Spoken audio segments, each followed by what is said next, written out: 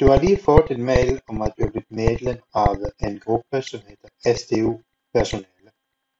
Det betyder, at du er på en mailinglist, så hvis man skriver til sdu-personale@magliv.dk, så får alle på denne listen den mail. Det betyder også, at der er en delt kalender for SDU-personale, hvor alle kan skrive, tilføje og se planer fremover.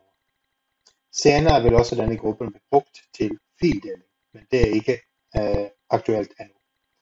Så det der sker, det er, at du har fået en mail, sådan som det her, at du har joined en SDU-personalegruppe.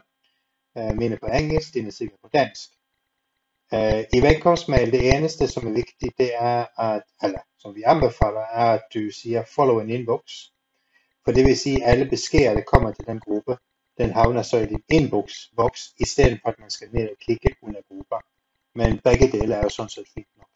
Men i dette tilfælde, så siger jeg follow en inbox, og det vil sige, at jeg kommer til at få alle mail heroppe.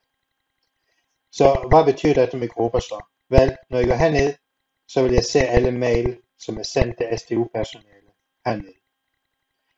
Så hvis du vil skille det af hinanden, og du altid vil gå herned og kigge, så behøver du ikke trykke på det link, vi lige har klikket på. Du vil alligevel have adgang til mailen hernede. Det andet ting, som det betyder, det er, hvis man går ind i kalenderen, så kan du se det, at du har din kalender markeret, men hvis du nu scroller lidt ned, så har du også en kalender, som er SDU-personale. I øjeblikket er den ikke markeret, og det vil sige, at du vil ikke se den her. Så du skal lige markere den, og så har du SDU-kalenderen herover, og så har du din egen kalender herover. Og her er der også mange forskellige måder, du kan se de tingene på.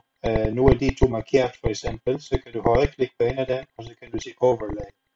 Og det vil sige, så ser du begge kalenderne i de samme områder. Det er måske en fordel, at du ikke har to forskellige kalendere, men det der er lyserødt, det er SDU-kalenderen, og det der er blå, det er din egen kalender. Og så kan du senere måske blive tilmeldt flere og flere kalendere, og så skal du bare markere dem her, og så bruge højreklik i den der overlay-funktionalitet.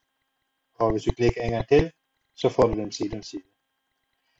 Så det er det betyder at være medlem af en sådan gruppe, og det er det du skal gøre, og det er sådan du skal bruge det.